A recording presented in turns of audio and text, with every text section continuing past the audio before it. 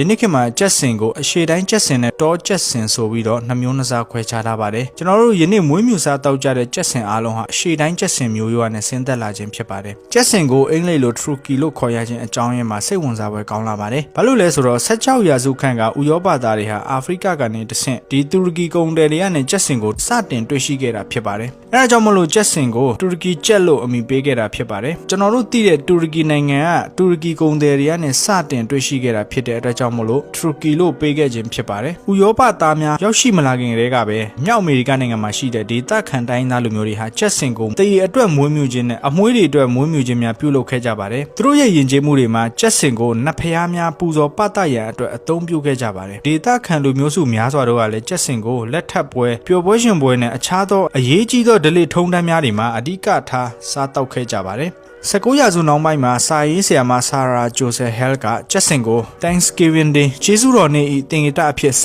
တင်တင်စားပြီးတော့သူမရဲ့စာအုပ်မှာရေးသားခဲ့ပါတယ်သူမရဲ့စာပေနဲ့လှုံ့ဆော်မှုတွေကြောင့်ကြက်စင်ဟာကျေးဇူးတော်နေ့ရဲ့အဓိကဟင်းလျာအဖြစ်လူသိများလာခဲ့ပြီးတော့အမေရိကန်ယဉ်ကျေးမှုရဲ့ခိုင်မြဲသောအစိတ်ပိုင်းတစ်ခုဖြစ်လာခဲ့ပါတယ်20ရာစုအစောပိုင်းမှာကြက်စင်မွေးမြူရေးဟာစီးပွားရေးတစ်ခုအဖြစ်စတင်ခဲ့ပါတယ်1940ပြည့်လွန်နှစ်တွေမှာကြက်စင်ကိုဈေးကွက်မှာတင်ပို့ရောင်းချနိုင်ရန်အတွက်ပုံစံအမျိုးမျိုးဖြစ်ထုတ်လုပ်ရောင်းချပြီးတော့လူကြိုက်များလာခဲ့ပါတယ်ကြက်စင်သားချောင်းတွေကြက်စင်သားမုတ်တွေစသဖြင့်ပုံစံအမျိုးမျိုးထုတ်လုပ်ရောင်းချပြီးတော့လူကြိုက်များလာခဲ့ပါတယ်အမေရိကန်ပြည်ထောင်စုဟာကမ္ဘာကြက်စင်ထုတ်လုပ်မှုရဲ့ထိပ်ဆုံးနိုင်ငံမှာရှိနေပြီးတော့ဥရောပသမဂ္ဂနဲ့ဘရာဇီးတို့ကအမေရိကန်ပြီးတော့ဒုတိယအများဆုံးနိုင်ငံဖြစ်ပါတယ်အမေရိကန်နိုင်ငံမှာကြက်စင်ဟာကျေးဇူးတော်ပွဲရဲ့ကျေးဇူးတင်ခြင်းမိသားစုစည်းလုံးညီညွတ်မှုနဲ့ကြွယ်ဝချမ်းသာခြင်းတို့ရဲ့သင်္ကေတဖြစ်ပါတယ်တချို့နိုင်ငံတွေမှာခရစ်စမတ်ပွဲတော်မှာကြက်စင်ကိုအဓိကဟင်းလျာဖြစ်စားသုံးကြပါတယ်ကနေဒါနိုင်ငံမှာလည်းကျေးဇူးတော်ပွဲနေ့တွေမှာကြက်စင်ကိုစားသုံးကြပါတယ်အမေရိကန်ရုပ်ရှင်တွေနဲ့စားပေးလက်ရာတွေမှာလည်း Thanksgiving Day လို့ခေါ်တဲ့ကျေးဇူးတော်ပွဲနေ့မှာမရှိမဖြစ်ပစ္စည်းတစ်ခုဖြစ်ကြက်စင်ကိုမကြာခဏ